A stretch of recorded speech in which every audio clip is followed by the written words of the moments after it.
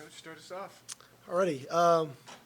So day 4, second day in pads. I think that, a little bit of human instinct kicked in today, where Saturday was our first day in pads. It was a little later and a little more sunshine. I thought our energy was awesome Saturday. I thought our energy was okay today. I thought we had to kind of poke and prod a little bit to get the guys going. Obviously, the weather wasn't as nice. It was a little earlier in the day. They know they've got 3 practices this week, but those are the things that we have to fight. We can't fight the pick and choose, when our energy and our passion is up to the standard that is needed on a daily basis or a weekly basis in season. So good teachable moment for us today on that front. From a football perspective, I thought it was a good physical practice. Clearly it's always challenging in spring ball because you're assessing one side of the ball and the other side of the ball simultaneously. And so the biggest thing I keep trying to look for is, do we have glaring errors? Do we have blown coverages? Do we have blown blocking assignments?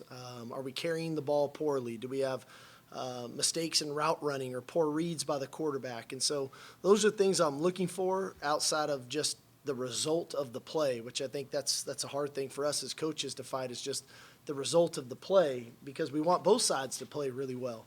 And I thought we had moments today where that was true. Both sides played well, played hard, played physical, played smart. And clearly there was errors made that we've got to get corrected so we can keep moving forward and improving on a daily basis. First impressions after week 1 and Saturday. Is there things you like, things?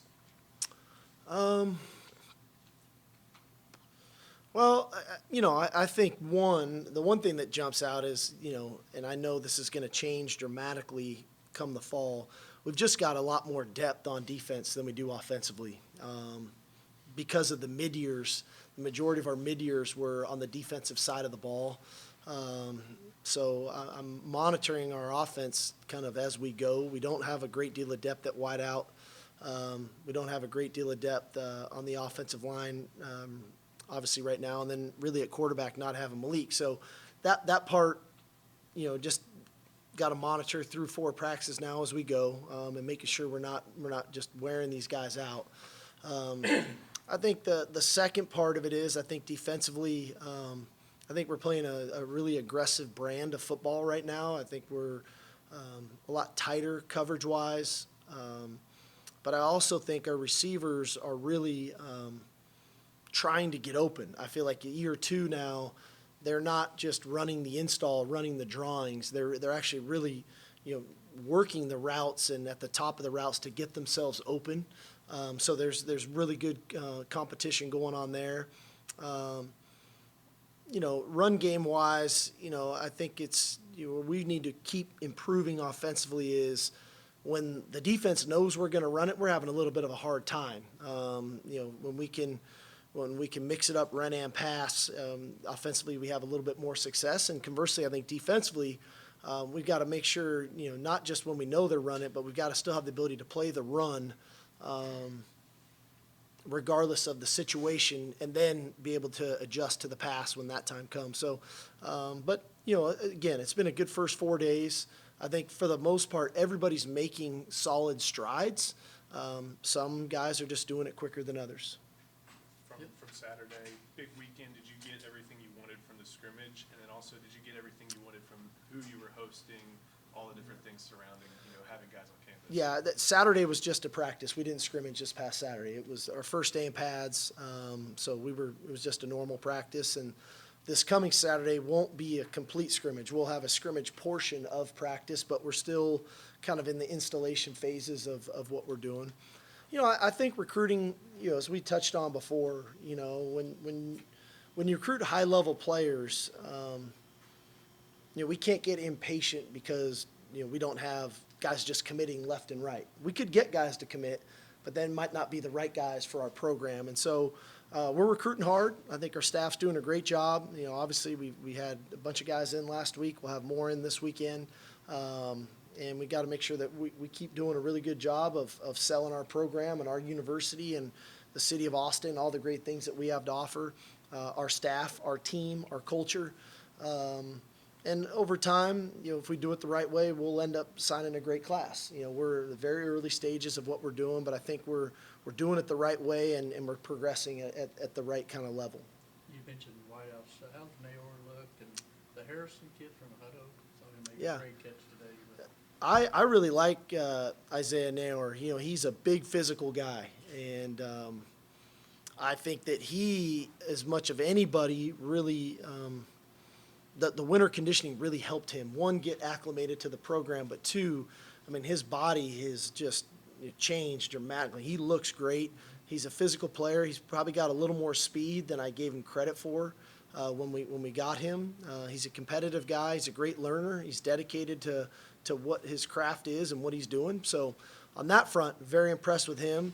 Dejon Harrison, has made good strides. He was a guy who for 2 years has really been battling the injury bug, and has come out this spring. He's getting a lot of opportunity, just with obviously the lack of depth there, and he's gradually making strides, and that's a positive. That's for everybody in our program. That's what we're looking for, and he made a few plays again today, and so hopefully we can build upon that. Coach, Malik, the cast was off, so how soon do you think he might be able to get out there? I don't think it'll be anywhere really soon. It takes time. It's great that we got him out of the cast.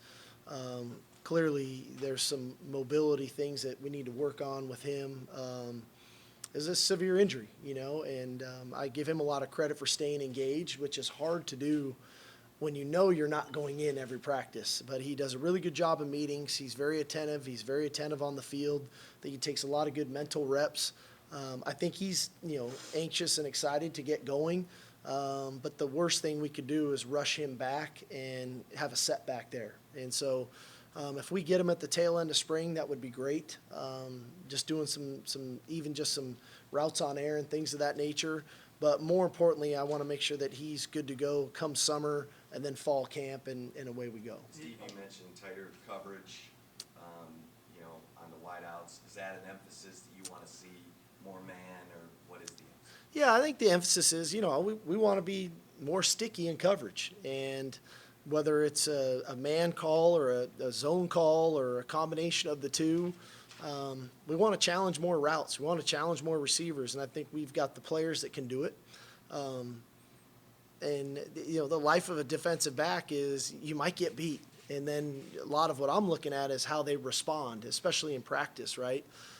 You might get beat. We've got some pretty good receivers, when we've got a pretty good offense that can scheme you up. And so there's learning from those routes, and there's learning from the releases and why you got beat, but who's bouncing back? You've got to have that short-term memory to play defensive back and play it with confidence, because the moment you're not confident over there, that's when you get passive, that's when you get soft, and that's when completions can become really easy. So the tighter we are in coverage, I think that's going to help and benefit the pass rush, and then vice versa. The better the pass rush, the better that helps the coverage. So we've got to get those two things really working well together. Quinn Ewers said obviously has a really big arm, and I guess that'll help your vertical passing game a lot. But is he not a high percentage accuracy guy that probably won't be in the 65 to 70% range?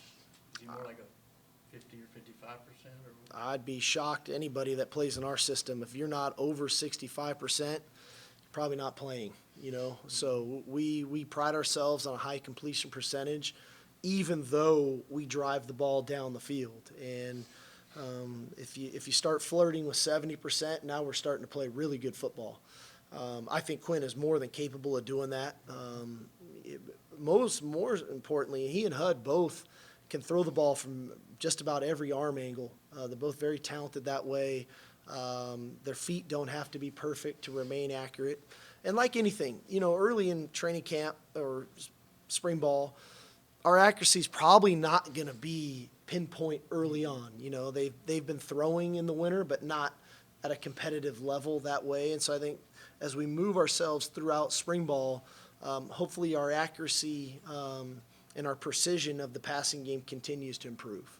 Sorry, in terms of the edge positions on defense, as you and PK have gone through the tape from last year, what was kind of your overview takeaway from your edge positions? And do you feel like you've got some young guys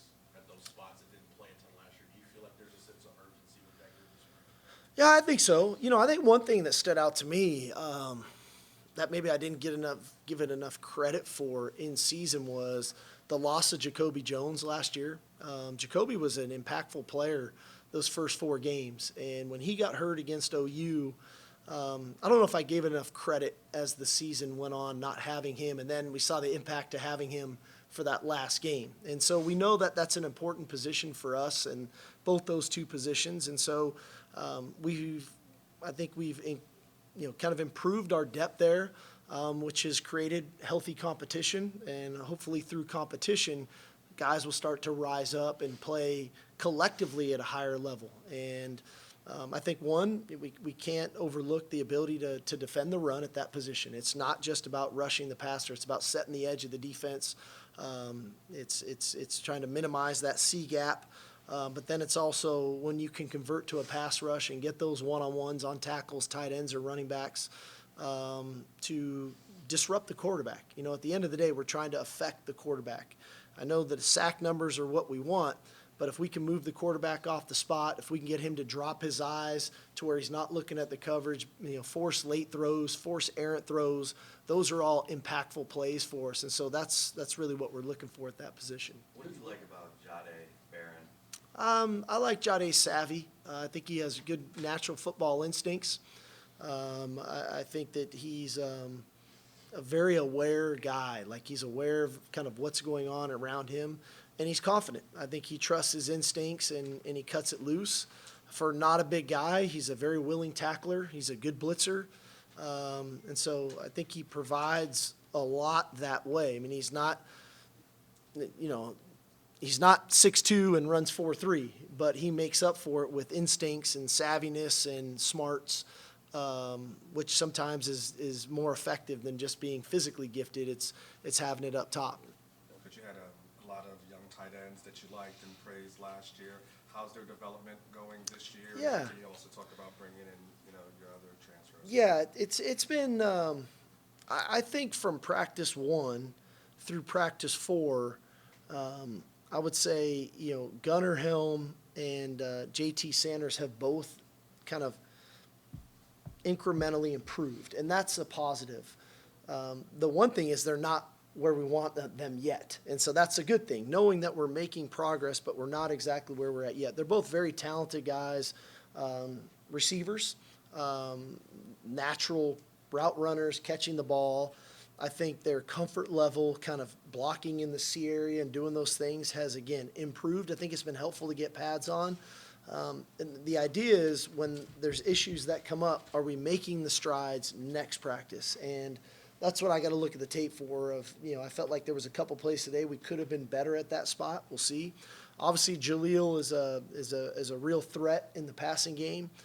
He's a much more physical player than people would probably think and give him credit for. With Jaleel, it's all about consistency, of playing at a consistent level. And that's our job as coaches, to try to get him to do that. Juan has still been out, and so hopefully we can get him back sooner rather than later. Librock is somewhat limited coming off the shoulder, but again, kind of positive in his progression. And honestly, I think Bayou's been a nice addition at tight end. He's a big physical guy. Obviously, he's new to the position. He's 4 practices in, but he's showing some signs where I think he can help us. How's DeMarvion doing? It's good. Like he is, man. He's athletic. He's fast. I think you guys have probably saw him. A little bit of the added bulk has helped him with him being able to lift this winter conditioning. He made a couple really nice plays in our team run period today, which is encouraging because we know what he is in the pass game. We know what he is as a blitzer, as a pass rusher. But when he's playing the run like that's a real bonus for us. Is it fair to think of him like when I think of Bijan, I think of the offensive leader or one of the top offensive guys. I mean, is it fair to put him as that level in the defense? I think so. I mean, he's captain, if you will, not to make him a captain, but you know what I mean. Yeah, no, I mean, he's got real playmaking ability. I just think about the start of the OU game, and those are some high-level plays he has the ability to make. I think there's a natural level of comfort for him. You make that transition to linebacker and you learn a new system. Then all of a sudden there's a new coaching staff.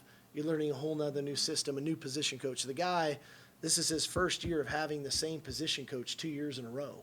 So for him, I think there's a real level of comfort of an understanding that is allowing him to play to his skill set, which he is an athletic guy. I mean, he can run, he's physical, he's long, he's very versatile.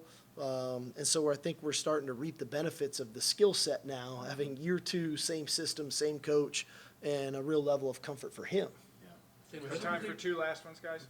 Because of your depth on the defensive line, do you see more four-man? We're not there yet, Chip. I mean, we're in the installation phases of where we're at, right? So we're a multiple front defense. We got 3 down fronts, we got 4 down fronts. As we work ourselves through it, ultimately for us, come training camp about halfway through, we got to figure out what gives us the best chance to be successful as a football team. And at that point, we'll make those decisions. But as of right now, we're on offense, defense, special teams. We've got to install a real foundation for our schemes and then build upon that. Again, we do have depth, and that's a great thing, man. And again, I can't wait for the summer when we get 6 more linemen here, because when you have depth up front and you can build upon it, that's when you start giving yourself a chance.